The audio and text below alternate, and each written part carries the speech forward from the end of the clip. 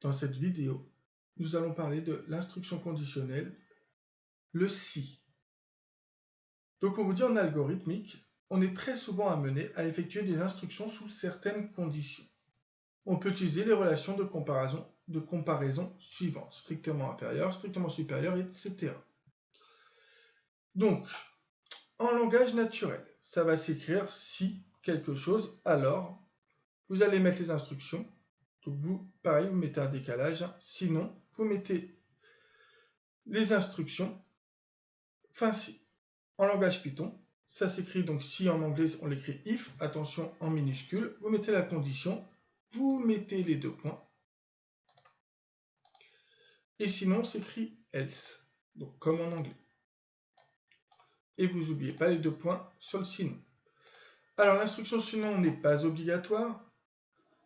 Donc dans ce cas, l'algorithme ne fait rien si la condition n'est pas vérifiée. Il ne faut pas oublier les deux points. Je l'ai déjà dit. L'indentation se fait automatiquement si vous mettez bien les deux points. Il ne faut pas les oublier. Et pour revenir à la ligne, si on a envie de faire une nouvelle condition, on supprime l'indentation. Donc avant ça, on va expliquer par un exemple ce qu'est donc le si. Donc là, hop.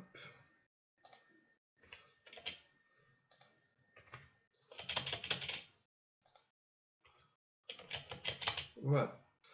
Donc on vous dit que contiennent les variables à la fin de cet algorithme. Si on saisit la valeur 52 dans A, puis si on saisit la valeur moins 10 dans A. Donc pour l'instant, on ne fait pas de Python. Hein. On va juste déjà se servir de ça.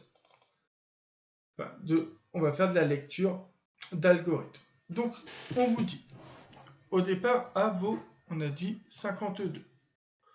Donc je vais mettre dans A 52.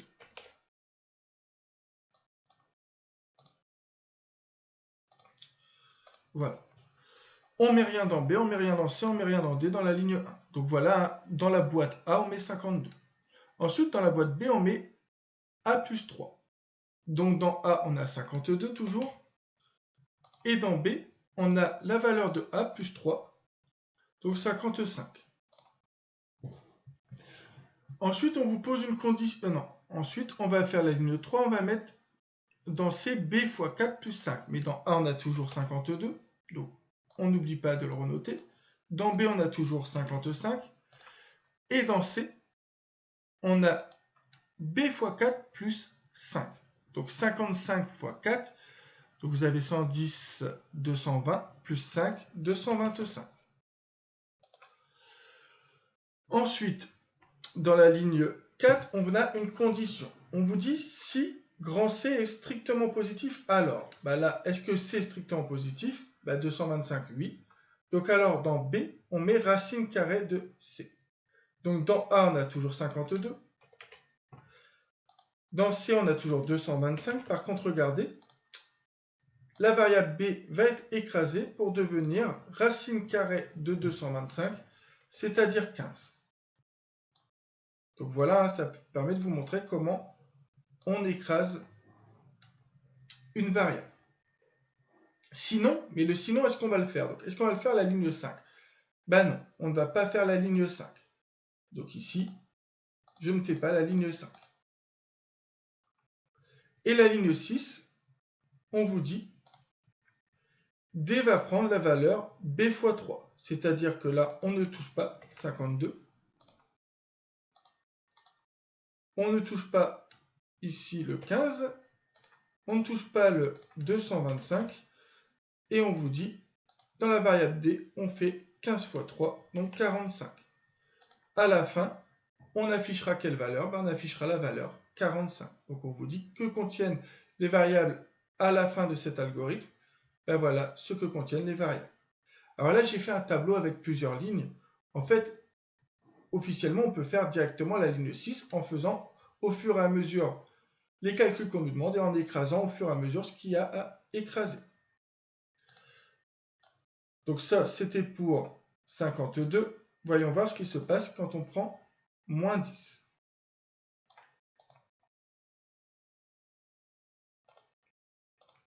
Donc quand on prend moins 10, dans B on fait moins 10, enfin on fait A plus 3, donc moins 10 plus 3. Donc moins 10 plus 3, moins 7. Ensuite dans C, on fait B fois 4, donc B fois 4, donc moins 7 fois 4, moins 28. Moins 28 plus 5, moins 23. Et on nous fait la condition. Donc, est-ce que C est positif? Non. Donc, nous ne faisons pas la ligne 4. Ensuite, B égale C au carré. Donc, il faut faire moins 23 au carré. Je vous rappelle que un nombre négatif, quand on le met au carré, ça fait un nombre positif. Donc, j'ai juste à faire 23 au carré. J'obtiens 529. Donc, et 529, je le mets dans B. Ici, je mets 529. Ici, je remets moins 10. Et ici, je remets moins 23. Et à la fin, on nous dit, dans D, on met B fois 3. Donc ici, on a toujours moins 10. Ici, on a toujours 529. Ici, on a toujours moins 23. Et alors là, vous m'excuserez, mais j'ai pas envie de faire le calcul de tête. 529 fois 3, ça fait 1587. Donc si je ne me suis pas trompé, donc si je me suis pas trompé dans mes calculs, hein, voilà le résultat à la fin. Donc je recommence. On a d'abord moins 10, on lui rajoute 3, donc moins 7, on le multiplie par 4, donc moins 28, on lui rajoute 5, moins 23, on met au carré puisque B est négatif, donc c'est bon. Donc voilà comment on se sert de la variable, enfin de l'instruction si. Donc voilà, bon, je ne réponds pas à cette question B. Donc voici une liste des opérateurs que l'on peut utiliser. Pour savoir si on a une égalité, on ne met pas qu'un seul égal, on met un double égal, comme pour les tests qu'on a déjà fait. Donc x égale y est vrai quand x est égal à y. Pour mettre différent, le signe différent n'existe pas en langage de programmation, donc on met un point d'exclamation et un égal. Donc ça fait le signe différent. Et ensuite, c'est assez logique. Remarque, grâce à Python, on peut vérifier une double égalité. Comme en mathématiques, parfois on aime bien savoir si B est compris entre A et C. Donc ce test va s'écrire A inférieur ou égal à B inférieur ou égal à C. Qu'on peut aussi écrire en utilisant la commande AND, mais je ne vous le conseille pas. On va pouvoir faire l'exercice D1. Donc c'est un exercice de modélisation de fonctions. Donc, nouveau, on va zoomer. Un site internet de développement de photos propose le tirage sur papier des photos à 11 centimes l'unité. Le tarif va passer à 8 centimes l'unité pour une commande d'au moins 100 photos. On veut créer un algorithme donnant le montant dépensé pour un nombre n de tirages. Si le nombre n de photos est strictement inférieur à 100, le prix d'un tirage, c'est quoi? Il suffit de savoir lire. Donc, quand on a un nombre de photos qui est inférieur à 100, le prix d'un tirage, c'est 0,11. Le montant grand M dépensé va être du coup, on prend le prix d'un tirage fois le nombre de photos, ce qui est 0,11 n, ce qui fait une expression linéaire. Donc je ne parle pas de fonction puisqu'on n'a pas réellement une fonction ici. Si le nombre n de photos est supérieur ou égal à 100, le prix d'un tirage, c'est écrit dans l'énoncé, c'est 0,08. Donc euro. Et donc le prix M dépensé va être 0,08 fois le nombre de tirages, c'est-à-dire N. Une fois que cela est dit, on va pouvoir compléter l'algorithme ci-dessous. Donc la première chose qu'on va vouloir savoir, c'est combien on a de tirages. Donc si on en a moins de 100 ou plus que 100. Vous voyez qu'ici, je l'ai programmé ici, j'ai mis INT parce que le nombre de tirages, on a forcément un entier. Donc là, j'ai mis en trait N, vous pouvez mettre nombre de tirages si vous voulez. Alors ensuite, si N est strictement plus petit que 100, ça s'écrit si N est inférieur à 100. Alors, donc le 2 points est remplacé par le alors. Alors M va prendre la valeur 0,11 et je suis obligé d'écrire le fois N, enfin quoique en langage naturel, rien n'est réellement obligé. Ici 0,08 fois N, donc là c'est un exercice d'introduction pour vraiment vous montrer le lien entre les deux. Donc là, sinon on met else 2 points, vous voyez qu'il y a l'indentation. Et on écrit le montant est, virgule N. Donc je ne vais pas le tester, je vous laisse me faire confiance sur ceci. Exercice D2. On vous dit, on donne le programme suivant écrit en langage Python. Qu'affiche le programme en sortie si on saisit en entrée x égale 162, x égale 625. Alors officiellement, on n'a pas besoin de la machine pour faire cet exercice. Une calculatrice suffit largement. Donc on entre 162. Donc j'ai rentré 162. Si 162 est plus petit que 250, on dit que C vaut 75. Là, 162 est bien plus petit que 250, donc C vaut 75. On s'arrête là. Maintenant, 625, donc on redémarre là. Est-ce que c'est plus petit que 250? Non, donc ce n'est pas égal à 75. On doit faire ce calcul que je ne vais pas faire. Alors, est-ce que... Voilà. Alors, je vais la programmer quand même, cette fonction. Donc, x égale. Donc, float input x égale.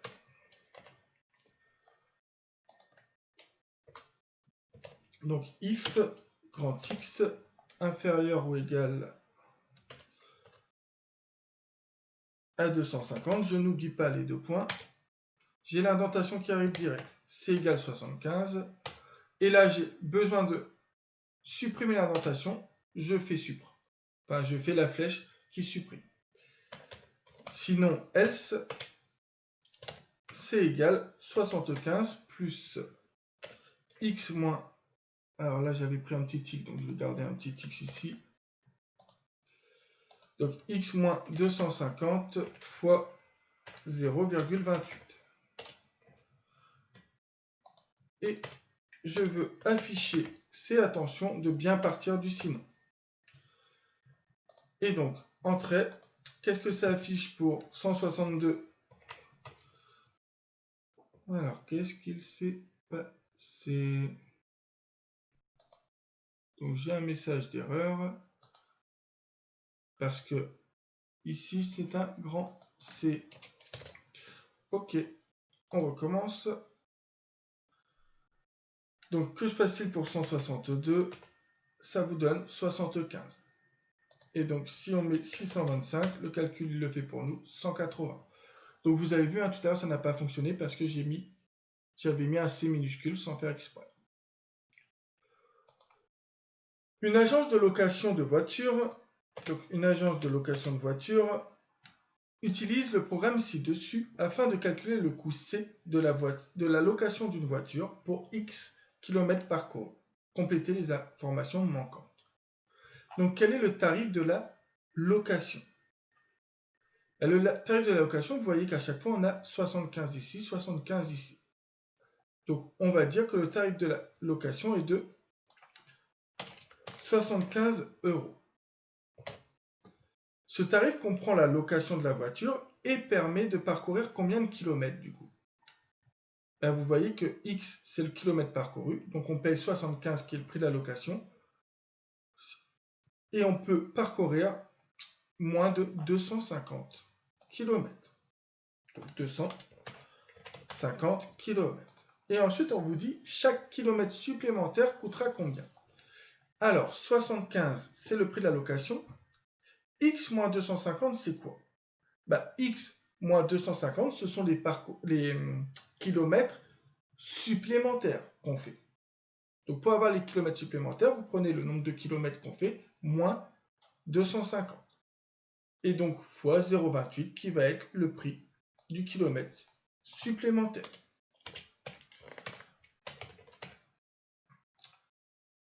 Voilà pour ce genre d'exercice.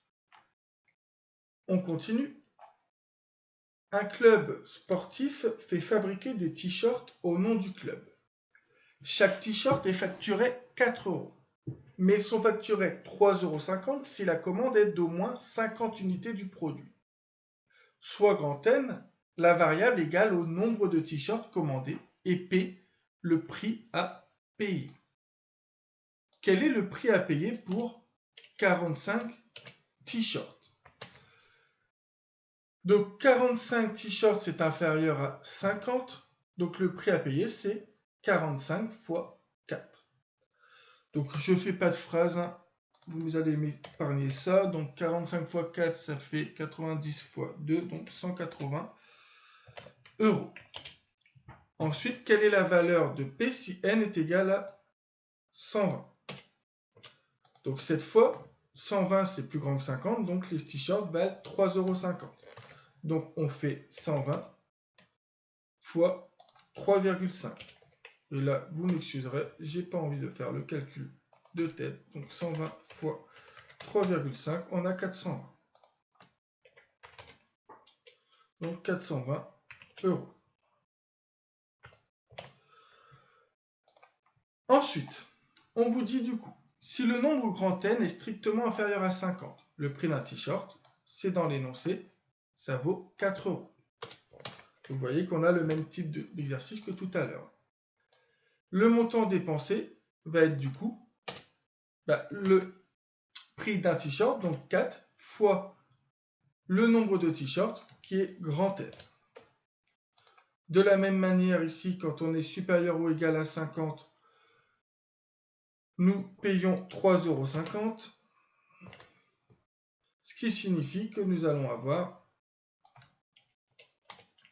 3,5 grand N. Compléter l'algorithme suivant et le traduire en Python.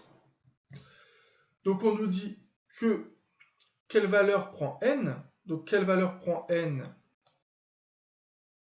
On mettra le nombre qu'on voudra. Donc c'est l'ordinateur qui nous demandera. Hein. Et on dit si N est strictement plus petit que 50. Alors, le prix va être 4 fois N. Donc on va avoir 4 fois grand N. Par contre, s'il est supérieur ou égal à 50, donc c'est implicite dans le sinon,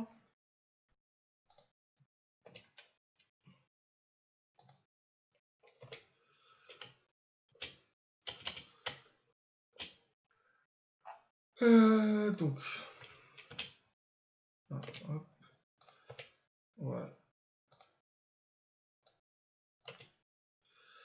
On va avoir 3,5 N. Donc,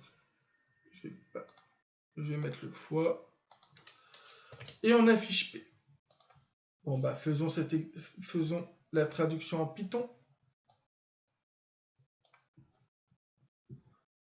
Donc, la traduction en Python. Donc, on va créer un nouveau fichier.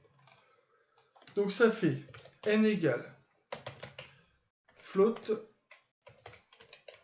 input. Donc, attention, je n'ai pas mis input. Donc, float input. Donc, je vais mettre nombre de t-shirts. Donc, nombre de t-shirts. Si ça s'écrit if, grand N plus petit, strictement plus petit que 50, alors, 2 points. P va prendre la valeur 4 fois grand N. Sinon, je vais à la ligne, else, 2 points. P va prendre la valeur 3,5 fois grand N. Et pour afficher, on va mettre print. Donc print P. On compile. Et on veut tester l'algorithme pour 30 t-shirts. Donc pour 30 t-shirts, vous avez 120. Pour 45, pardon.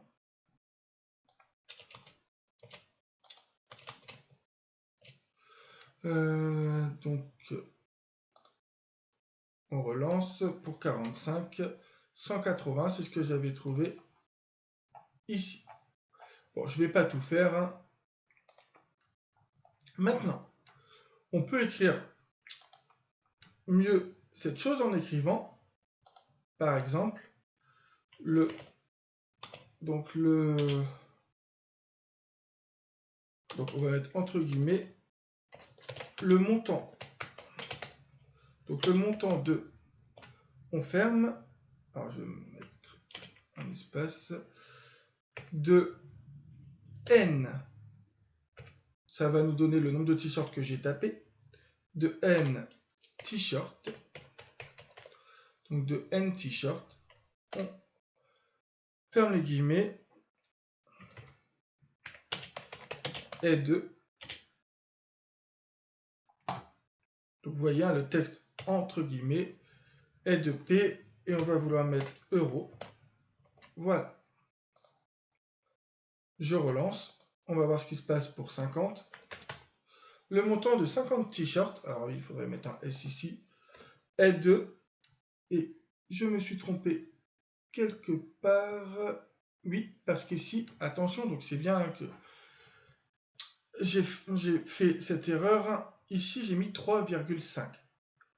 Donc on ne met jamais une virgule pour vouloir faire un nombre à virgule, on met un point. Donc faites bien attention à ne pas faire cette erreur. Alors ça peut arriver, même moi là ça m'est arrivé, j'ai pas fait exprès de faire l'erreur. Hein. Et donc vous avez le montant de 50 t-shirts et de 175 €. Mais donc quand vous faites ce genre d'erreur, normalement on le voit tout de suite dans la phrase de réponse. Alors c'est bien beau ce qu'on vient de faire ici, mais on a quand même fait tout un paragraphe sur les fonctions. Alors on va transformer ça en fonction. Pour ce faire, je vais faire def. Je vais appeler t-shirt, la fonction t-shirt. Le paramètre qui m'est utile est le nombre de t-shirts. Donc le nombre de t-shirts, c'est grand N. 2 points. Ensuite, je vais faire mon petit if. Donc je vais faire le if. Donc if grand N plus petit que 50, 2 points. Je fais mon P égale 4 étoiles N. Je pars de là. Je fais mon sinon. Je fais mon P égale, je ne me trompe pas cette fois, 3,5 fois grand N. Et je ne vais pas faire un print, mais je vais faire un return. Donc return, et mettez-le au bon endroit. Return grand P. Je vais faire ça. Et donc maintenant, ah oui, donc c'est normal que ça ne fonctionne pas. Je vais supprimer ça. Alors, je vais garder ce print parce qu'il va m'être intéressant tout à l'heure. Donc je vais supprimer ça. Et donc là, je vais relancer le programme. Voilà. Et donc maintenant, je vais utiliser t-shirt. Et donc, t-shirt, quand on en a 120, ça vaut 420. Donc là, dans ma fonction, j'ai mis return pour pouvoir ça. Par contre, je ne peux pas mettre dans return. Alors, on va essayer de faire ce que j'ai fait tout à l'heure. Donc, c'est-à-dire, je vais faire ça. Je vais le mettre ici. Ici. Donc, on va essayer de faire ça. Et donc, on va mettre t-shirt 120. Et là, donc voilà comment ça nous présente la chose. Hein. Bon, c'est pas mal, mais ça ne va pas servir à grand-chose, puisqu'après, on ne pourra plus utiliser la fonction return quand on met ce genre de texte. Donc, quitte à vouloir mettre un texte, on peut très bien ne pas utiliser return dans la fonction, mais print. Et donc là, si vous faites ça, vous allez avoir le montant de 120 t-shirts et de 420 €. Donc return, c'est pour... Finalement, vous allez mettre return, ça va être pour faire une fonction réutilisable. Sinon, vous pouvez aussi écrire print. Et vous voyez que même que c'est... comment dire, c'est une syntaxe qui est peut-être plus jolie que la syntaxe brute. Donc maintenant, je vais tout faire en utilisant des fonctions.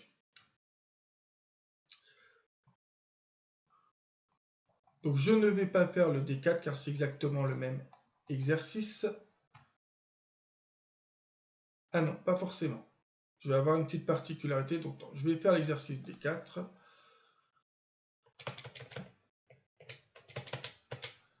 Donc l'exercice D4. Un groupe de personnes souhaite réserver un chalet à la montagne pour skier. La location du chalet est de 800 €.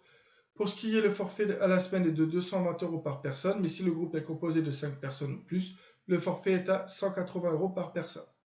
Je ne vais pas répondre à ces questions, c'est comme tout à l'heure. L'algorithme en langage naturel, je ne vais pas le faire. Je vais directement faire l'algorithme et en plus en utilisant une fonction. Donc, nouveau. Et donc, je vais appeler la fonction. Donc, la fonction, je vais l'appeler ski. Alors, pareil, on va avoir le nombre de personnes. Ce qui nous intéresse ici, c'est de savoir si on est... Alors, si le groupe est composé de 5 personnes ou plus, donc on va dire donc strictement inférieur à 5, le prix va être de 220 € fois le nombre de personnes. Sinon, il va être de 180 €. Mais on ne va pas oublier quand même la location du chalet. Donc plus 800 € en constante. Vous voyez que finalement on obtient une fonction affine. Enfin, deux fonctions affines. Et on va demander la dépense du groupe. Donc on va écrire la dépense. Donc la dépense de n personnes est de PE €. Donc la dépense totale. Donc la dépense totale de n personnes est de P €. Donc que se passe-t-il pour 4 personnes? On va le faire là. Ski 4, ça vaut 1680 €. Donc ça fait 220 fois 4 plus 800. Et si je veux pour 6 personnes, vous avez 1880 €. Ça fait 800 fois 6... non, ça fait 800 plus 180 fois 6 personnes. Voilà. Maintenant, on vous dit modifier l'algorithme pour qu'il affiche la part que chaque membre du groupe doit payer. Donc, on veut aussi la part de chaque membre du groupe. Donc, pour ce faire, ce que je peux faire ici, c'est surtout je sors du else et je vais créer une variable d par exemple.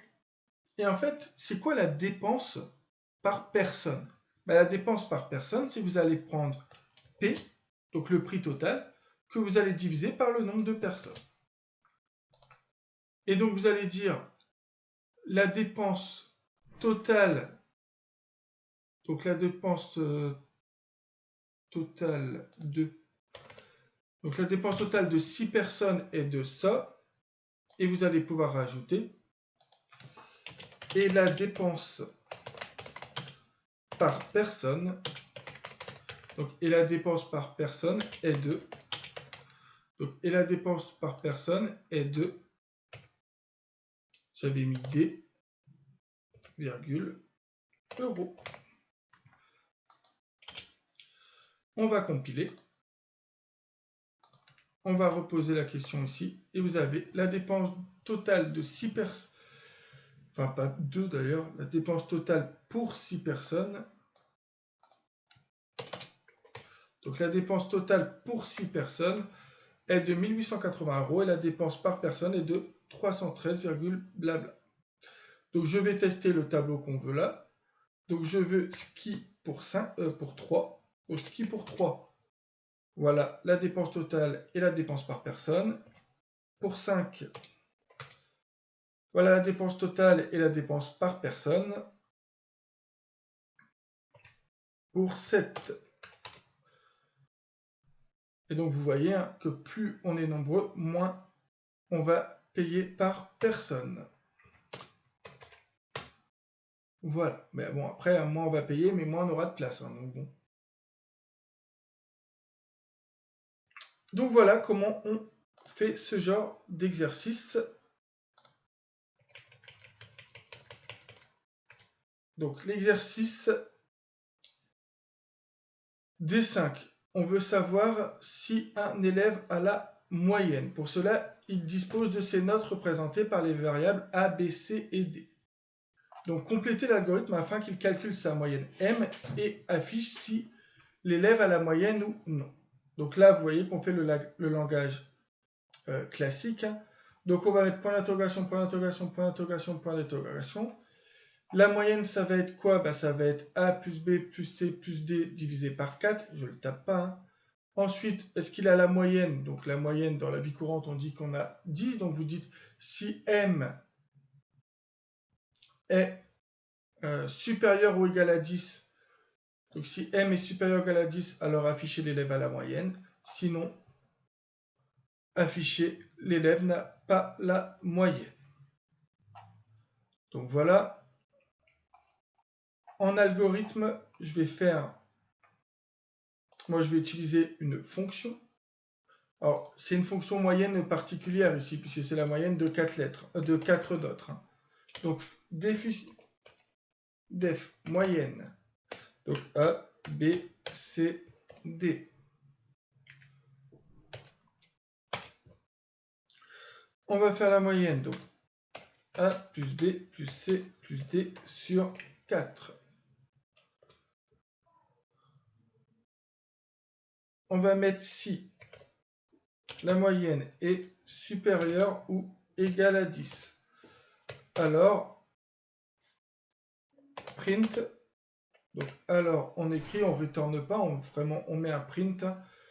Alors, print l'élève à la moyenne. L'élève à la moyenne.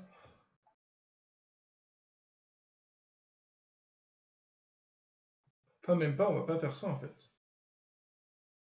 Alors, si on va faire ça, sinon, print, l'élève n'a pas la moyenne. Vous allez voir que ce que je suis en train de faire, on peut optimiser bien plus ce programme. Voilà, je pense que c'est terminé. Donc, on veut tester l'algorithme avec les notes suivantes. Donc, 7, 8, 12 et 14. L'élève à la moyenne.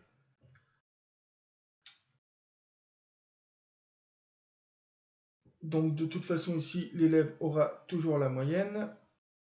Alors, regardez ce que je vais faire, en fait. Hop, je vais enlever le if et le else. Parce qu'il faut bien savoir que on peut aussi faire directement un booléen dans le return. Et retourner, en fait, on veut savoir si m est supérieur ou égal à 10. Donc, le booléen permet d'éviter de faire si et sinon. Et donc, regardez. Hop, je vais reprendre ça. Et ça m'écrit true. Donc, maintenant, je vais essayer avec des valeurs qui ne me donneront pas la moyenne. Donc, 2, 4, 12 et 13. L'élève n'a pas la moyenne. Donc, ça dépend de ce que vous voulez faire. Mais là, vraiment, on peut éviter d'utiliser le si alors, si finalement on fait un booléen, c'est-à-dire on fait un test, on veut savoir si m est supérieur ou égal à 10, donc on va retourner le résultat de ce test, donc vrai ou faux. C'est ainsi que se termine cette vidéo.